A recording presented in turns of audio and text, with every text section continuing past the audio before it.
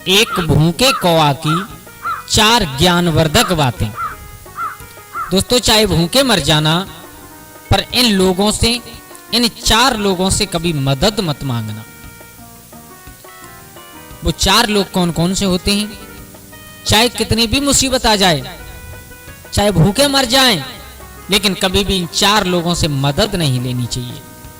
तो जय श्री राधे। दोस्तों, कैसे हैं आप लोग? उम्मीद करता हूं अच्छे ही होंगे। स्वागत है आपका हमारे गजब ज्ञान यूट्यूब चैनल में। और जो नए दर्शक मेहमान बंधु हमारे चैनल पर नए हैं, उनसे मेरा निवेदन है कि अगर हमारे चैनल पर नए दर्शक बंधु बन करके आए हैं तो हमारे चैनल को सब्सक्राइब कर लीजिएगा, और हो सके तो अपने परिवार और दोस्तों के साथ में शेयर जरूर करना। दोस्तों, आज मैं आप लोगों को एक ऐसी कहानी सुनाने के लिए जा रहा हूं जिसे सुनने के बाद आप लोगों को लगेगा कि हकीकत में चाहे मुसीबत कोई हो, चाहे कुछ भी करना पड़े, चाहे भूखे मर जाएं, लेकिन कभी भी इन 4 लोगों की हमें मदद नहीं लेनी चाहिए। दोस्तों, कहानी प्रारंभ करने से पहले आप लोगों से एक निवेदन करूंगा कि कृपया वीडियो को पूरा देखें, क्योंकि जब तक आप लोग पूरा नहीं देखोगे तब तक कोई बात समझ में नहीं आएगी, और जब आपकी कोई बात समझ में नहीं आएगी तो हमारी मेहनत पर पानी फिर जाएगा। चलो, आप लोगों का ज्यादा समय बर्बाद ना करते हुए आ जाओ, कहानी प्रारंभ करते हैं। कि जंगल में और एक पेड़ पर एक कौए का जोड़ा रहता था। कौआ का जोड़ा रहा करता था। मेरे भैया, एक दिन उस जंगल में दोनों एक पेड़ पर बैठे हुए हैं, चारों तरफ निगाह घुमा करके देख रहे हैं कि हमें कहीं पर कोई शिकार मिल जाए, हमें भोजन मिल जाए तो हमारा पेट भर जाए। लेकिन उस जंगल में अकाल पड़ चुका था, सभी जानवर पक्षी वहां से निकल गए थे, थोड़े बहुत कुछ बाकी बचे थे। मेरे भैया, एक दिन नहीं, उन्हें कई दिन हो गए भूखे, उन्हें भोजन तक नहीं मिला। दोनों भूखे बैठे। तब तक क्या हुआ कि कहीं से एक लोमड़ी और एक छोटा सा शिकार का टुकड़ा लेकर के आकर के और उसी पेड़ के नीचे बैठ करके खाने लगी। पेड़ के नीचे बैठ करके भोजन कर रही है। तो जो कौआ की मादा थी, कौबी, उसने कहा है ऊपर से पेड़ से, बहन, आज 2 दिन हो गए, हमें कुछ खाने के लिए नहीं मिला। अगर तुम्हारी थोड़ी सी मेहरबानी हो जाए तो हमें कुछ थोड़ा बहुत मिल जाए। लोमड़ी ने मन ही मन में विचार किया, ऊपर देखा, रे वाह, कौआ का जोड़ा बैठा है। फिर विचार किया कि ये भोजन का थोड़ा सा टुकड़ा है और इसमें से ये मांग रही है? लेकिन आप तो जानते हो कि लोमड़ी कपट से भरी हुई होती है हर समय। लोमड़ी ने अपने मन में कपट भाव से कहा है, सुन, आजा, अगर तू मांग रही है तो मैं तुझे जरूर दूंगी और इसे खा करके अपना पेट भर लेना। लेकिन लोमड़ी के दिमाग में विचार आ रहा है कि जैसे ही ये नीचे आएगी तो भोजन का टुकड़ा छोटा सा है, इसे तो नहीं दूंगी, लेकिन पकड़ करके इसे भी खा जाऊंगी। आहा, मेरे भैया, जैसे ही वो कौवी उड़ने के लिए तैयार हुई, कौआ ने एकदम पकड़ करके बिठा लिया। बोले, पागल है तू, बिल्कुल, कहां जा रही है? तुझे मालूम है ये कौन है? शिकारी है, और ये तुझे जिंदा चबा जाएगी, और तू इससे मदद मांग रही है, ये तेरी मदद जीवन में नहीं करेगी। कौवी ने कहा, बोले, पागल हो तुम? हैं? अभी तुम्हारे सामने मैंने पूछा था और इसने हाँ कर दी है। बोले, हाँ कर दी है, मानता हूं, लेकिन जब तू नीचे गई तो अपने उस भोजन के टुकड़े को बाद में खाएगी, पहले तुझे खा जाएगी। बोले, पिया, पागल हो गए हो तुम? हैं? जब इसने वचन दिया है तो ये हमें नहीं खाएगी। तो कौवा कहने लगा, आज तू जो बेवकूफी कर रही है, वही कुछ दिन पहले एक तोताओं ने बेवकूफी की थी, ऐसे जड़ लोगों की मदद मांग करके। सुन, मैं तुझे बता रहा हूं कि इसी जंगल में हम और आप रहते हैं। इसी जंगल में एक पेड़ में बरगद की खो में और एक तोता का जोड़ा रहा करता था, और उसी बरगद की दूसरी खो में और एक सर्प रहा करता था। तो वो सर्प इतना दुष्ट, इतना अत्याचारी था कि जब जब वो तोती और बच्चा देती, जब जब उसके बच्चा पैदा होते, अंडा देती, उसमें से बच्चा निकलते, तब तब वो सर्प जाकर के उन्हें खा लेता था हर बार। लेकिन मजबूर तोती कुछ कर भी नहीं सकती थी। मेरे भैया, एक बार हुआ, 2 बार हुआ, जब कई बार उसके बार बार उसी टाइम पर जब अंडे से बच्चे निकले तो वो सर्प दुष्ट जाकर के खा लेता था। अब तो आप जानते हो माँ की ममता क्या होती है। तोती बहुत रोती थी, लेकिन दोनों तोता और तोती कुछ कर भी तो नहीं सकती मेरे भैया। अब एक दिन और तोती बैठी हुई रो रही थी, तब तक उसी डाल पर आकर के एक जलकाक बैठ गया और उस जलकाक ने आकर के कहा, क्यों रो रही हो बताओ। बोले भैया क्या बताएं हम तुम्हें, जिस पेड़ की खो में हम रहते हैं और इसी पेड़ की एक दूसरी खो में और एक सर्प रहा करता है, वो इतना अत्याचारी है, इतना दुष्ट है कि जब जब मेरे बच्चे छोटे छोटे अंडे से निकलते हैं तब तब आकर के खा जाता है, हमारे पास रोने के सिवा कुछ नहीं बचता। जलकाक बोला, बोले तोती तुम पागल हो, रोने से किसी समस्या का समाधान नहीं होता, रोने से किसी समस्या का हल नहीं निकलता। समस्या का हल निकालने के लिए हमें अपने दिमाग पर जोर लगाना चाहिए। अगर शरीर में सामर्थ्य है तो उससे लड़ना चाहिए, अन्यथा अपने दिमाग पर जोर लगाओ। बोले कैसे?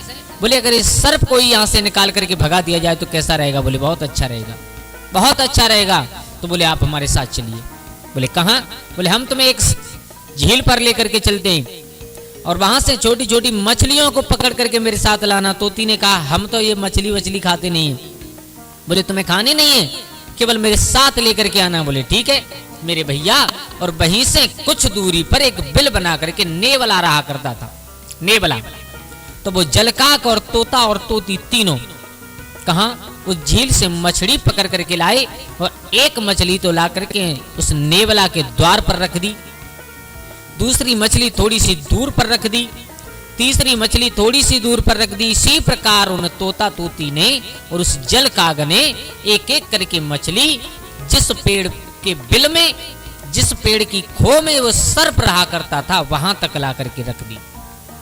मेरे भैया कुछ समय पश्चात नेवला अपने घर से निकला, क्या देखा कि द्वारे पर मछली पड़ी है, बड़ा खुश हुआ। बोले आज तो भगवान ने वो घर पर ही भोजन दे दिया, उसे खा लिया। अब थोड़ा सा और आगे बढ़ा, एक और मिली, उसे खा लिया। और आगे बढ़ा, एक और मिली। मेरे भैया ऐसे ही धीरे धीरे करके और वो आगे बढ़ता चला गया। कहां? जहां पर सर्प का बिल था, सर्प जिस खो में रहा करता था उसी खो के द्वार पर पहुंच गया।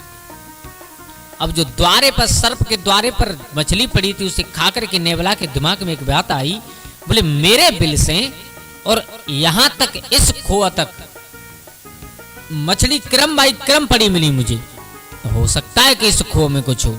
मेरे भैया इतना सोच करके अब वो तोती और तोता और जलकाग तो पेड़ की डाल पर बैठे देख रहे, और जितना सोच करके वो नेवला उस खो में अंदर गया, जाकर के सर्प को देखा। तो आप जानते हो कि सर्प और नेवला की दुश्मनी कितनी बड़ी होती है। मेरे भैया नेवला ने थोड़ी देर में लड़ते लड़ते उस सर्प को मार दिया।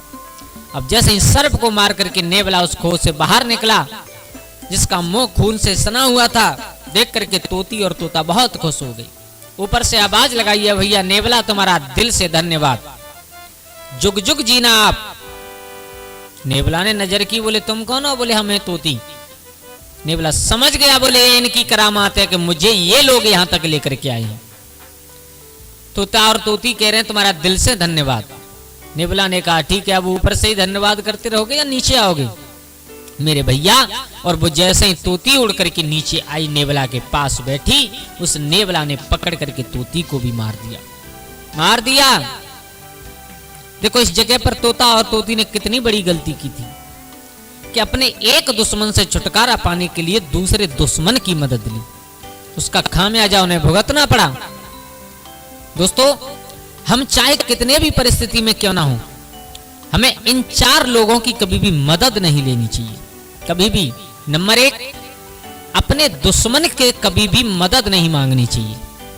जो हमारा दुश्मन है, अगर हम उससे मदद मांगेंगे तो वो दाव देख करके, समय देख करके और तुम्हारे ऊपर जरूर वार करेगा, उसे कोई रोकने वाला नहीं है। नंबर दो, अहंकारी व्यक्ति से कभी भी इंसान को मदद नहीं मांगनी चाहिए, क्योंकि अहंकारी व्यक्ति मदद कर तो देगा, लेकिन जिस दिन तुम सामने आ गए उस दिन तुम्हारे मुख पर मार देगा। तो ऐसे व्यक्ति से कभी भी मदद नहीं लेनी चाहिए। तीसरा, कपटी इंसान से कभी भी मदद नहीं मांगनी चाहिए। जो लोग कपटी हुआ करते हैं, अपने दिल में कपट धारण करने के बाद रहते हैं, उनसे कभी मदद नहीं लेनी चाहिए। और नंबर चौथा, सबसे बड़ी बात यह है कि नशे में धुत आदमी से कभी मदद नहीं लेनी चाहिए। क्यों? क्योंकि नशे में धुत इंसान तो मरेगा, लेकिन वो आपको भी ले डूबेगा साथ में। अगर कोई नशे में धुत बाइक पर चला आ रहा है, आप पैदल आ रहे हो और आपने उससे मदद मांग ली कि भैया थोड़ी दूर तक हमें छोड़ दो, वो नशे में अगर लेके खाई की तरफ चला गया तो क्या होगा आप सब लोग अच्छी तरीका से जानते हो। तो दोस्तों, इस कहानी से केवल हमें यही सीखने के लिए मिलता है कि अपने दुश्मन से कभी मदद नहीं लेनी चाहिए, अहंकारी व्यक्ति से कभी मदद नहीं मांगनी चाहिए, और कपटी इंसान से कभी मदद नहीं लेनी चाहिए, और नशे में धुत इंसान से कभी भी मदद नहीं मांगनी चाहिए।